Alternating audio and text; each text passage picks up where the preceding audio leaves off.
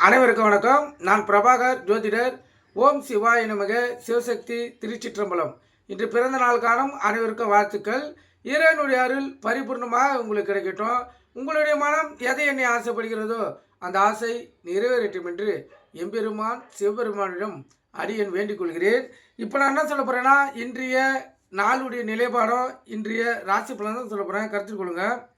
விஸ்வாசி ஐப்பசி 12 இன்று புதன்கிழமை, ஆங்கில வருடம் அக்டோபர் 29, 2025. இன்று அஷ்டமி, திருவோண விரதம், அதே போல் அபிஷேக முகூர்த்தமோ கருத்தில் கொள்ளுங்க. இந்த நாளை பயன்படுத்தி கடன்கள் அடைப்பது மிகவும் சிறப்பான பலன்களை தரும். ஒருத்தவங்கிட்ட இந்த கடன் அடைச்சிட்டிங்கன்னா திருப்பி அவங்ககிட்ட அந்த கடன் வாங்க வேண்டிய வாய்ப்பு வராது. இல்லை ஒரு சிறு தொகையாச்சும் அவங்ககிட்ட போட்டிங்கன்னா முழு கடனையும் அடைக்கக்கூடிய வாய்ப்பு ஏற்படும். அந்த சிறு தொகையை உங்களால் கொடுக்க முடியலன்னா ஒரு நோட்டு போட்டு யாருக்கு கடன் கொடுக்கணுமோ அவங்க பேரை எழுதி இன்று உங்களுடைய குலதெய்வத்தையும் இஷ்ட தெய்வத்தையும் வணங்கிட்டு அவங்க எழுதிய, அதாவது அவங்க பேரை எழுதியிருப்பீங்க, அந்த பேஜில் உங்களால் முடிந்தது உங்கள் பையில், அதாவது பாக்கெட்டில் எவ்வளோ பணம் இருக்குதோ, 10 ரூபாவோ 50 ரூபாவோ இல்லை 100 ரூபாவோ இல்லை 500 ரூபாவோ ஏதோ ஒரு பைசாவை அதில் வைத்திங்கன்னா அந்த பைசா சிறிதளவாக இருந்தாலும் இந்த அபிஷேக முகூர்த்தத்தால் அது பல மடங்கு பெருகி பெருமாளுடைய ஆசீர்வாதத்தால், திருவோண விரதத்தால் உங்களுடைய கடன் அடைக்கக்கூடிய அந்த வாய்ப்பு உங்களுக்கு ஏற்படும். அதனால் இன்று நாளை தவறவிடாமல் பயன்படுத்தி பாருங்கள். அபிஷேக முகூர்த்தம் என்பது மிகவும் அற்புதமான முகூர்த்தம். அதனால் இந்த முகூர்த்தத்தை பயன்படுத்தி உங்களுடைய கோரிக்கைகள் எதுவாக இருந்தாலும் வென்றெடுக்கலாம். குழந்தை பாக்கி இல்லைன்னா விரதம் இருந்து கோயிலுக்கு சென்று வேண்டலாம். திருமணம் ஆகலைன்னா விரதம் இருந்து கோயிலுக்கு சென்று போய் வேண்டலாம். வேலை கிடைக்கல, மன நிம்மதி இல்லை, கணவன் மனைவி ஒற்றுமை இல்லை, கடன் பிரச்சனை, நகைகளை மீட்க முடியல, எதுவாக இருந்தாலும் நீங்கள் மன உறுதியுடன் இறையின் மீது முழு நம்பிக்கை வைத்து இந்த நாளை நீங்கள் செலவு செய்யக்குள்ள கண்டிப்பாக உங்களுடைய எண்ணங்கள் நிறைவேறும். கருத்தில் கொள்ளுங்கள். சில பேர் கடவுளே இல்லைன்னுவாங்க, பல பேர் கோயிலுக்கு செல்ல மாட்டாங்க. ஆனால் இறை அருள் இல்லாமல் இந்த உலகம் இல்லை. உலகத்தில் அனைத்து இடத்திலையும் இறைவன் நிறைந்திருக்கிறார். அதனால் இறை அருளை முழுமையாக நம்பினீங்கன்னா வாழ்க்கையில் நீங்கள் உயர்ந்த இடத்தை அடையக்கூடிய சூழ்நிலை உங்களுக்கு வந்து சாரும். கருத்தில் கொள்ளுங்கள். இப்போ நட்சத்திரம் இன்று பிற்பகல் 2:18 வரை உத்திராடம், பின்பு திருவோணம். திதி இன்று காலை 5:22 வரை சப்தமி, பின்பு அஷ்டமி. யோகம் இன்று முழுவதும் அமிர்த யோகம், சித்த யோகம். சந்திராச நட்சத்திரம் திருவாதிரை, புனர்பூசம். சந்திராசை பொறுத்த மட்டும் ராசியை 50% பாதிக்கும், லக்னத்தை 90% பாதிக்கும். அதனால் இந்த மிதுன ராசி, மிதுன லக்னம், கடக ராசி, கடக லக்னம் இன்று மிகவும் கவனமாக இருக்கணும். வண்டி வாய்ச்சலுக்குள்ளே மிகவும் கவனமாக செல்லணும். போக்குவரத்து விதிமுறைகளை கடைபிடித்து செல்லணும். எக்காரத்தை கொண்டு வண்டியை இயக்கி கொண்டு மொபைல் பேனில் பேசக்கூடாது. சிந்தனைகள் சிதறி விபத்துகள் ஏற்படுறதுக்கு அதிக வாய்ப்பு இருக்குது. அதனால் நீங்கள் விழிப்புணர்வோடு இருந்து உங்களை தற்காத்து கொள்ளுங்கள். ஏன்னா சந்திராசை பொறுத்த மட்டும் சண்டை சச்சரவு, பிரச்சனை, விபத்து, மன கஷ்டம், பொருள் கஷ்டம், பண விரயம், கணவன் மனைவிடையே பிரிவினை, அலுவலகத்தில் மோதல் போக்கு, சென்ற இடத்தில் தடங்கள் எல்லாத்தையும் ஏற்படுத்தும். அதனால் இன்று இந்த மிதுன ராசி, மிதுன லக்கணமும் கடக ராசியும் கடக லக்கணமும் மிகவும் கவனமாக இருந்து உங்களை தற்காத்து கொள்ளுங்க.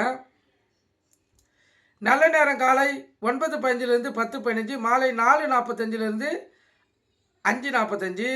கௌரி நல்ல நேரம் காலை 10:45 11:45, மாலை 6:30 7:30.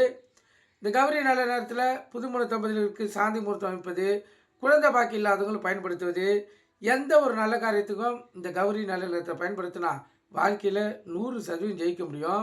கருத்தில் கொள்ளுங்கள். அது கூட சேர்த்து சுபவரை சேர்த்து பயன்படுத்தக்குள்ள அற்புத பலன்களை நீங்கள் உங்களால் பெற முடியும்.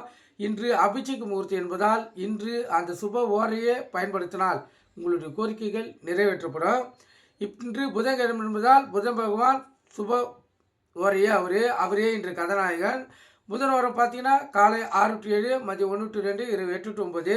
இதுக்கு முன்னாடி வர சுக்கிர வர, சுப வர, புதன் வாரம் முடிஞ்சதும் 1 மணி நேரம் சந்திர வர, சுப வர, அதுக்கு அடுத்து சனி வர அசுப வர, அதுக்கு அடுத்து குரு வர சுப வர, அதுக்கு அடுத்து செவ்வாய் சூரியன் அசுப வர, மீண்டும் சுக்கிரன் புதன் சந்திரன் இவங்க ஓரம் வந்துடும். இந்த ஓரையை பயன்படுத்தி இந்த நாளில் நீங்கள் வெற்றி பெறுறதுக்கு மிக எளிதாக இருக்கும். அதனால் முயற்சித்து பாருங்கள். மனத்தளராமல் இன்றைய நாளை நீங்கள் பயன்படுத்தினா உங்களுடைய எண்ணம் எதுவாக இருந்தாலும் நிறைவேற்றப்படும் இறையர்களால். அதனால் நீங்கள் கருத்தில் கொண்டு நீங்கள் பயன்பெறுங்க. இப்போ ராவகாலம் மதியம் 12 to 1:30, யமகண்டம் காலை 7:30 to 9, குளிகை காலை 10:30 to 12, சூளம் வந்து வடக்கு. கோயிலுக்கு சென்றால் வடக்கு சைடு பார்த்து தான் கற்பூரம் விளக்கை ஏற்றணும். அப்போ தான் உங்களுடைய எண்ணங்கள் ஆசைகள் எதுவாக இருந்தாலும் நிறைவேற்றப்படும். ஏன்னா நம்ம ஒரு இடத்துக்கு செல்றோன்னா சரியான வழியில் சென்றால் மட்டுமே மிக விரைவில் போய் சேர முடியும். மாற்று வழியில் சென்று விட்டால் சுற்றிக்கின்னு தான் போகணும். அதே போல தான் எந்த நாளில் எந்த தசநாதன் வழி நடத்துகிறாரோ அந்த தசநாதன் வழியிலேயே சென்றால்தான் நம்மளால் நம்ம எண்ணம் ஆசை நிறைவேறத்துக்கு, அதாவது மிக விரைவில் நிறைவேறும் வாய்ப்பு நம்மளுக்கு கிட்டும். கருத்தில் கொள்ளுங்க. இப்போ நம்ம ராசி பலன் பார்க்கலாம். முதல் ராசி மேச ராசி. மேச ராசியை பொறுத்த மட்டும் அற்புதமான நாள், சிறப்பான நாள், மகிழ்ச்சிகரமான நாள். இறைவனுடைய அருள் பரிபூர்ணமாக உங்களுக்கு கிடைக்கும். உங்கள் மனமும் இறை அருளியே நாடும். நீங்கள் இன்று எந்த செயல் செய்தாலும் இறைவனுடைய ஆசீர்வாதத்தால் அது அந்த செயலில் உங்களுக்கு வெற்றி கிட்டும். கருத்தில் கொள்ளுங்க.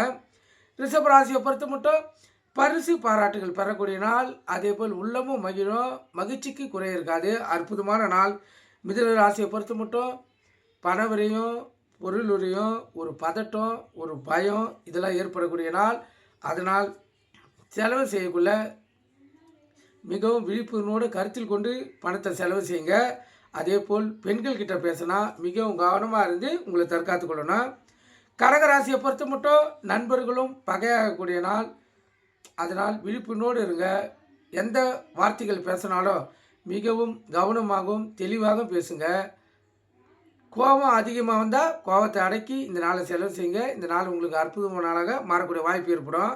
சிம்மராசியை பொறுத்த மட்டும் அடுத்தவங்களுடைய பரிவு கருணை உதவி இதெல்லாம் ஏற்படக்கூடிய நாள்.